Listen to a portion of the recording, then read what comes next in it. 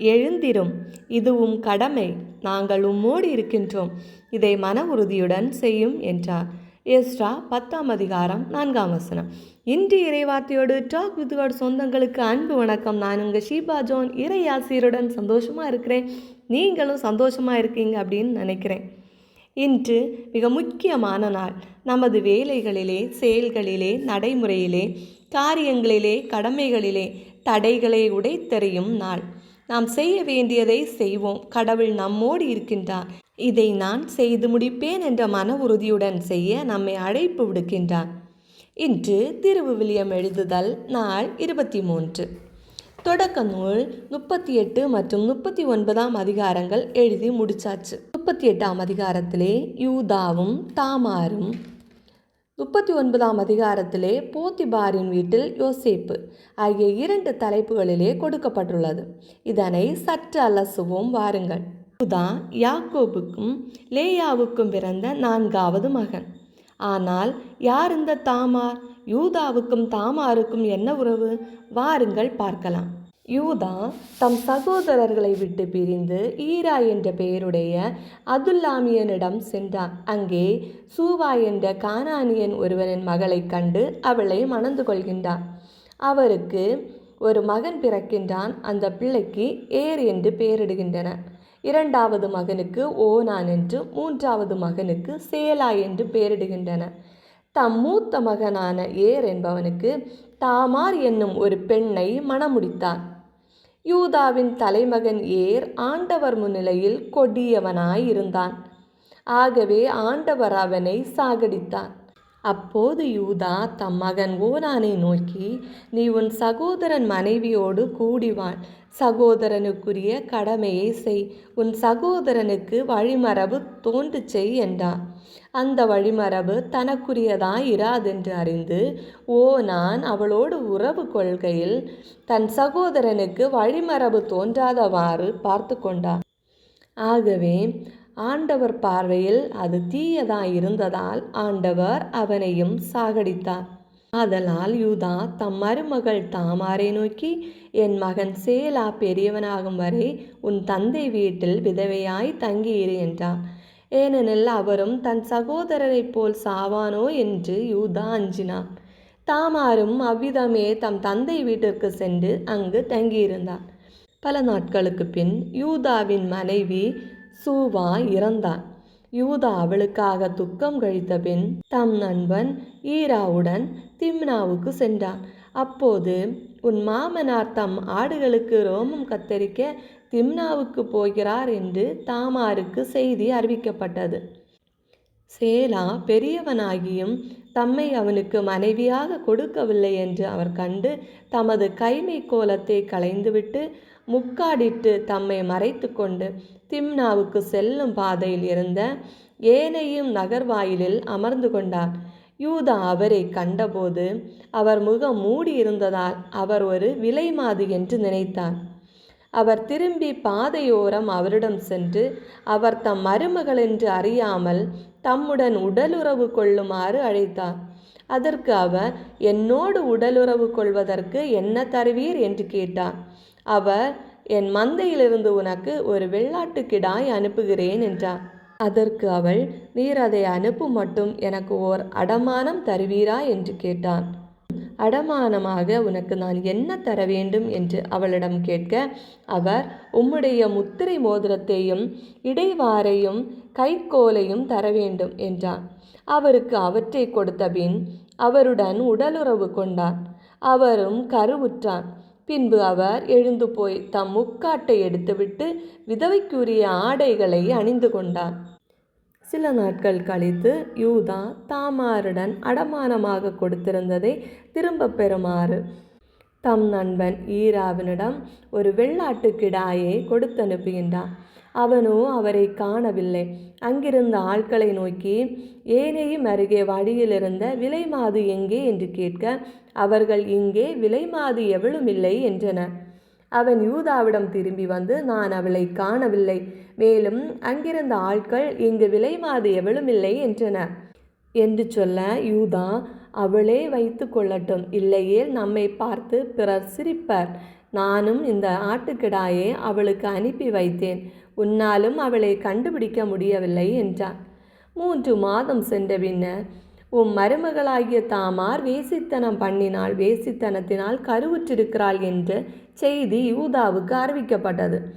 அப்பொழுது அவர், அவளை இழுத்து கொண்டு வாருங்கள், அவள் எரிக்கப்பட வேண்டும் என்றார். அவ்வாறே அவரை இழுத்து கொண்டு வருகையில் அவர் தம் மாமனாருக்கு, இந்த பொருட்கள் எவனுடையவையோ அவனாலேயே நான் கருவுற்றிருக்கிறேன், இந்த முத்திரை மோதிரமும் இடைவாரும் கைக்கோலும் யாருடையவை என்று பாரும் என்று சொல்லி அனுப்பினார்.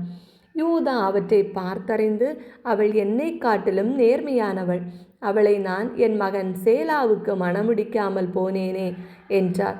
எனினும் அதற்கு பின் அவர் அவரோடு உடலுறவு கொள்ளவில்லை. தாமாருக்கு பேறுகாலம் வந்தபோது அவர் வயிற்றில் 2 பிள்ளைகள் இருந்தன. அவர் பிள்ளை பெறுகிற வேளையில் ஒரு பிள்ளை கையை வெளியே நீட்டியது. மருத்துவ பெண் அதன் மணிக்கட்டில் கருஞ்சிவப்பு நூலை கட்டி, இதுவே முதலில் வந்தது என்றாள்.